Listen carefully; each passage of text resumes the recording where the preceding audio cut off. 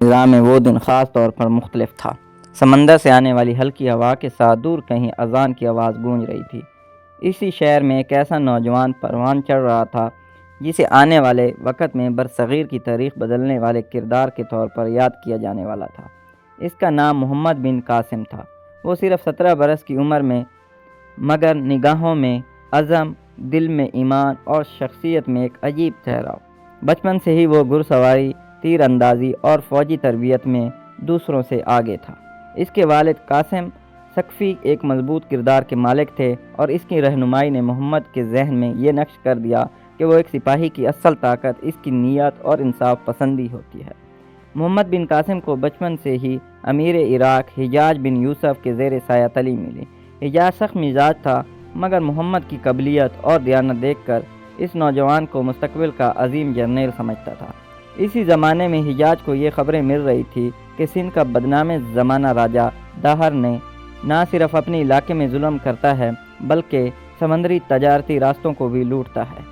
ولیہ بندر کے قریب عرب تاجروں کے بحری جہازوں کو لوٹا گیا۔ مسلمان عورتوں بچوں کو قید کیا گیا۔ ان میں سے ایک عورت نے چیختے ہوئے پیغام بھیجا کہ اے حجاج، ہماری مدد کو آؤ۔ یہ آواز حجاج کے دل پر بجلی بن کر گری۔ اس نے فوری طور پر خلافت دمشق کو خط لکھا اور اجازت مانگی کہ سندھ کے فتنہ پرور حکومت کو سبق سکھایا جائے۔ خلیفہ ولید نے اجازت دی۔ حجاج نے پہلے 2 چھوٹے لشکر بھیجے مگر دونوں ناکام ہوئے۔ تب حجاج نے فیصلہ کیا کہ اب ایسا شخص بھیجنا ہوگا جو صرف سپاہی نہ ہو بلکہ ذہین، بہادر اور حکمت عملی کا ماہر ہو۔ اس کی نظر فوراً محمد بن قاسم پر پڑی۔ 17 برس کی عمر میں ایک عظیم مہم کے سپہ سالار بننا دنیا میں بہت کم لوگوں کے نصیب میں لکھا گیا تھا۔ محمد بن قاسم کو بلایا گیا۔ حجاج نے اسے سندھ کا نقشہ دکھایا، راجہ داہر کی فوجی طاقت سمجھائی، بحری قلعوں، راجپوتوں، سپاہ اور رائے خاندان کے اثر کے بارے میں بتایا۔ محمد نے خاموشی سے سب سنا، پھر آہستہ سے کہا کہ وہ اللہ کے نام پر یہ مہم قبول کرتا ہے۔ حجاج نے اسے نصیحت کی کہ فتح صرف تلوار سے نہیں، عدل سے قائم ہوتی ہے۔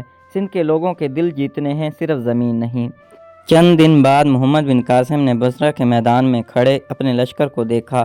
ہزاروں سپاہی، مقامی قبائل، عرب مجاہد، گھوڑے، ہاتھی، جنگی آلات، منجیقیں، خاص طور پر حجاج کی تیار کردہ عظیم منجیق العروس۔ یہ وہ طاقت تھی جو سندھ کے مضبوط ترین قلعوں کو بھی لرزا سکتی تھی۔ لشکر سفر کے لیے تیار تھا۔ عورتیں، بچے، تاجر اور سپاہی سب حیرت سے اس نوجوان کو دیکھ رہے تھے جو ایک سلطنت کا نقشہ بدلنے جا رہا تھا۔ سامان لادے گئے، جھنڈا بلند ہوا اور لشکر بصرہ سے روانہ ہوا۔ سفر طویل تھا، کبھی بیابان صحرا ملتے، کبھی سرسبز علاقے، کبھی دشوار گزار پہاڑیاں، مگر محمد بن قاسم دن رات سفر جاری رکھتا۔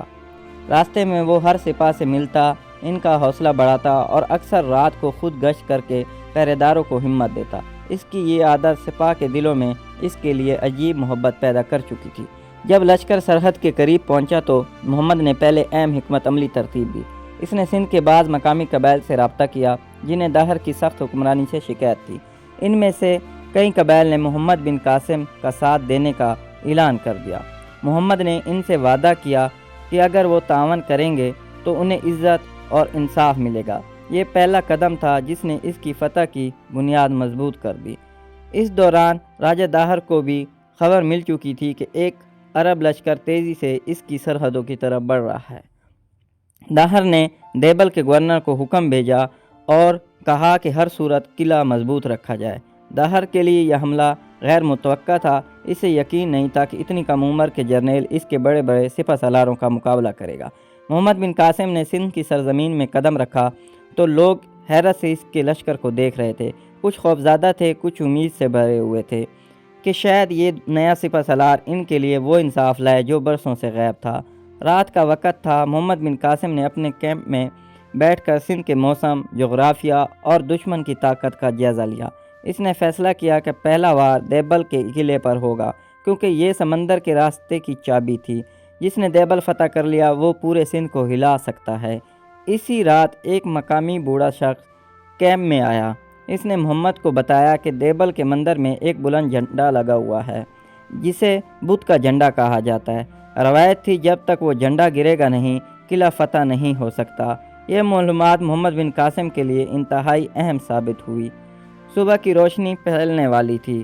محمد بن قاسم 2 رکعت ادا کر کے اپنے لشکر کے سامنے کھڑا ہوا۔ اس نے صرف ایک بات کہی کہ یہ زمین ہمارے لیے نہیں ہے، مگر ہمارا مقصد پرانا ہے، ظلم کا خاتمہ اور امن کا قیام۔ اللہ تمہارے حوصلے بلند رکھے۔ لشکر نے نعرہ تکبیر بلند کیا اور محمد بن قاسم نے دیبل کی طرف روانگی کا حکم دے دیا۔